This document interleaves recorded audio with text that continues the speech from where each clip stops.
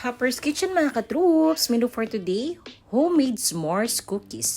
Butter, half cup of white sugar, and another half cup of brown sugar, 1 whole brown egg, okay din ang white egg but we prefer brown. Mixed well until combined. Pag medyo smooth na, let's put vanilla extract, 1 tablespoon. Maglagay din tayo ng all-purpose flour, then cornstarch, half cup each. Then keep on mixing lang hanggang mag-combine. Baking powder, 1 tablespoon and a pinch of salt.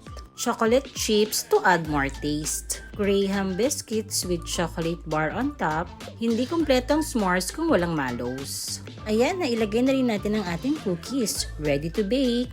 Using air fry at 171 degrees Celsius, samahan natin ng hot choco or coffee. Ciao mga ka-troops! Happy eating!